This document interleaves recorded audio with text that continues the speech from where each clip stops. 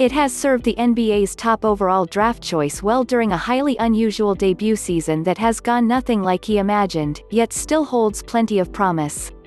Now Williamson and the Pelicans are preparing to make a playoff push, something that appeared highly unlikely when he was sitting on the sidelines with a surgically repaired knee, watching New Orleans labor through a franchise-worst 13-game losing streak that left the club with a record of 6-22.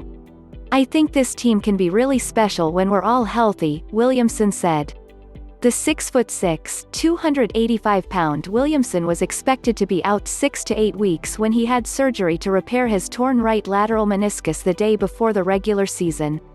He wound up missing about 3 months and 44 games. When he finally returned on January 22, fans packed the stands and Williamson routinely delighted them with around-the-rim highlights. Williamson averaged 23.6 points and 6.8 rebounds in the 19 games he played. New Orleans won 10 of those games and looked to be gaining momentum when the season was suspended March 11 because of the coronavirus pandemic. Still, that stint kept the Pelicans close enough to the playoff picture, 3.5 games behind Memphis for the 8th and final playoff seed in the Western Conference, to be included among 22 NBA teams that will finish their regular seasons at a central location in Orlando, starting July 30, when New Orleans plays the Utah Jazz. Pelicans guard Josh Hart said Williamson's addition to the lineup made us a more aggressive, more dynamic. "If we had him in the beginning of the year, the story wouldn't be fighting for the 8th seed," Hart continued.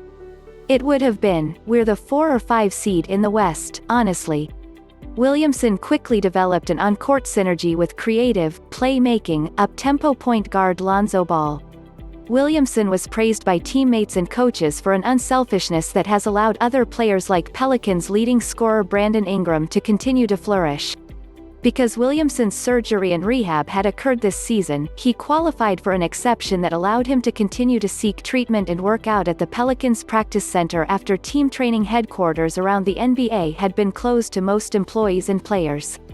But Williamson said he remained vigilant about not exposing himself to the coronavirus, performing on-court work only with his stepfather until this week, when the NBA allowed team facilities to reopen to all virtually players except those with positive coronavirus tests. "At first, it was very tough because even now you don't fully know what's going on with the virus," Williamson said. "Me and my stepdad just found different ways to stay in condition on the court, off the court, wherever we could find it. I do feel like I'm in good shape right now." Pelicans general manager David Griffin has caught glimpses of Williamson's workouts.